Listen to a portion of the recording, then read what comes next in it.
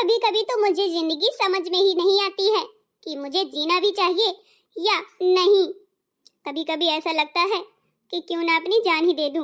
क्या फायदा इस जिंदगी का, ना खुशी ना गम से निपटारा ही नहीं मिल रहा मुझे।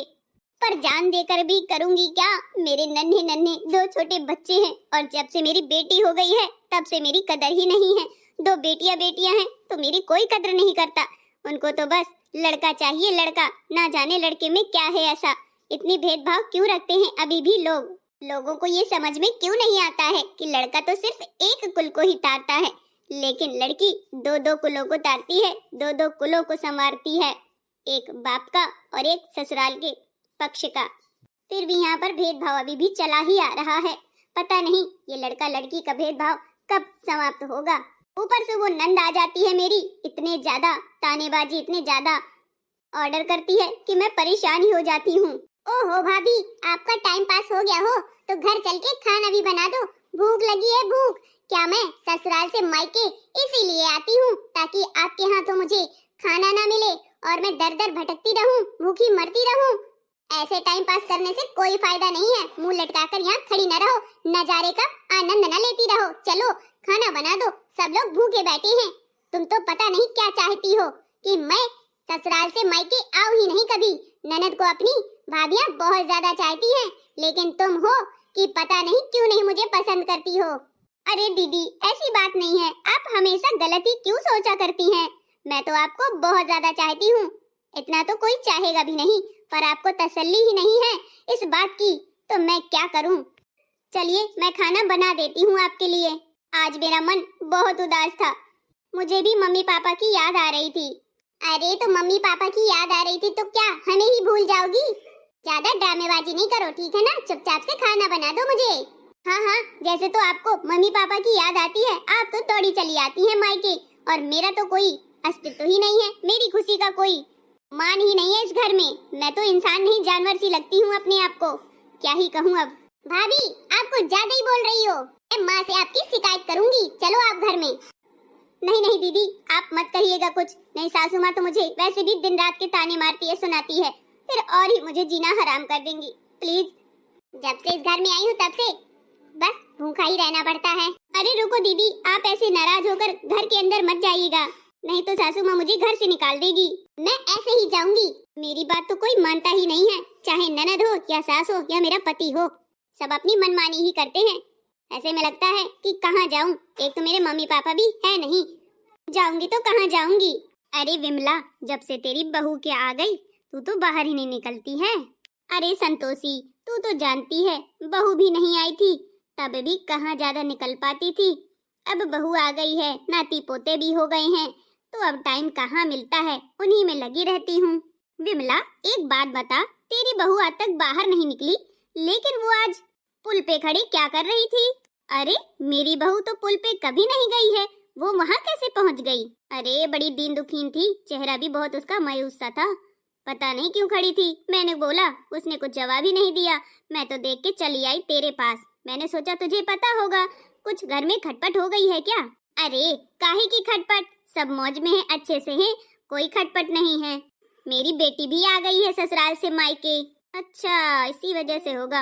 अब तेरी लड़की तो बड़ी तेज है, उसको तो मैं बचपन से ही जानती हूँ।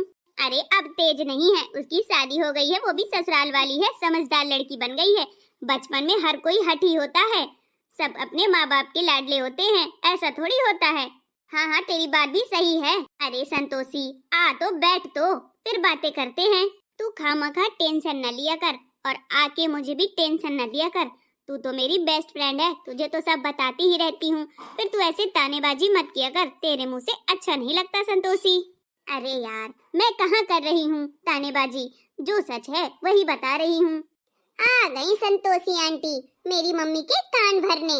जब भी ये आती हैं, मुझे बहुत ज्यादा गुस्सा आती है, क्योंकि ये कान भरने के अलावा और कुछ करती ही नहीं है।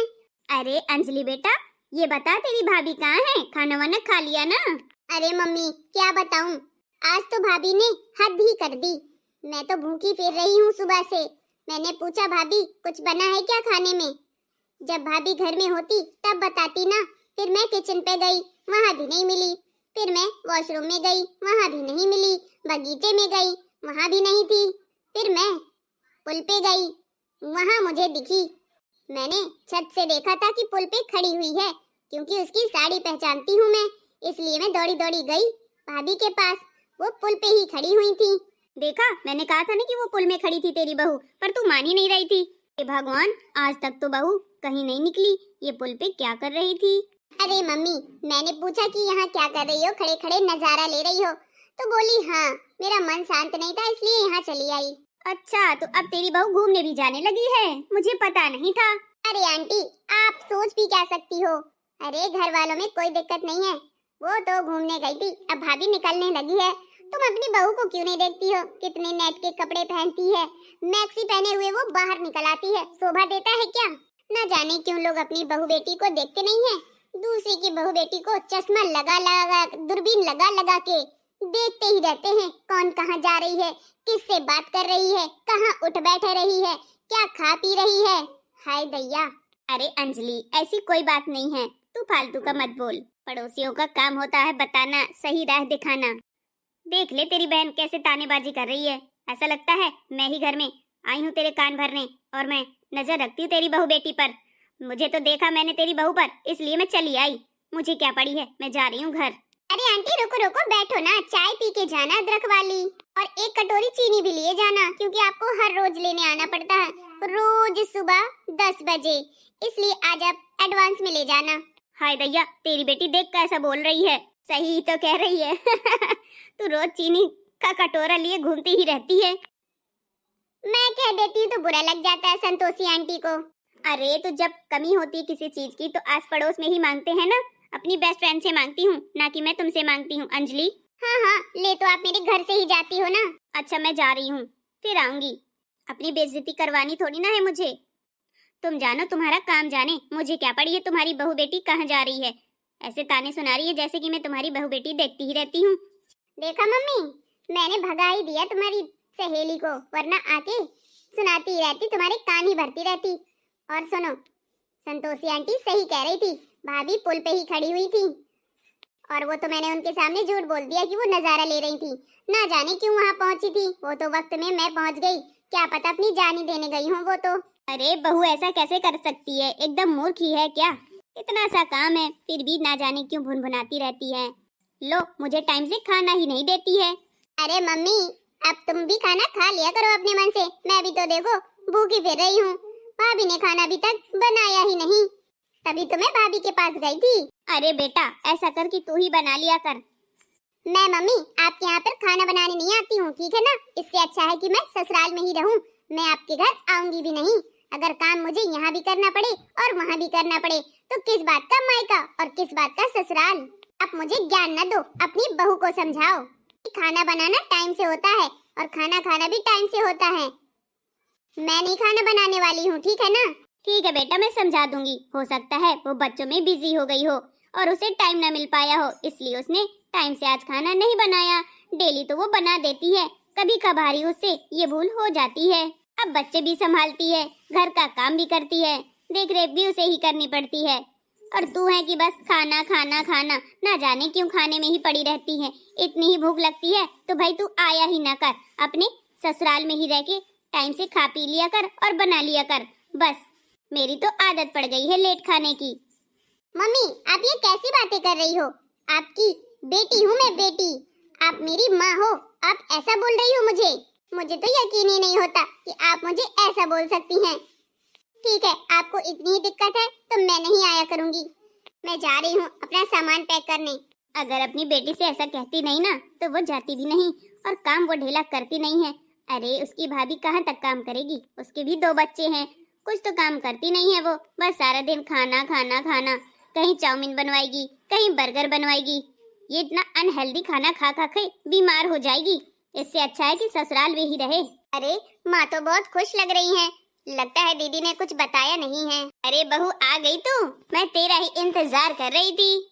हाँ माँ, वो मैं आ गई, थोड़ा बाहर गई थी। अरे हाँ, मुझे पता है कि तू पुल पे गई थी, है ना? हाँ मम्मी, पर आपको तो बताया ही नहीं मैंने। आपको किसने बताया? मुझे सब पता है, अंजलि बेटा ने बताया।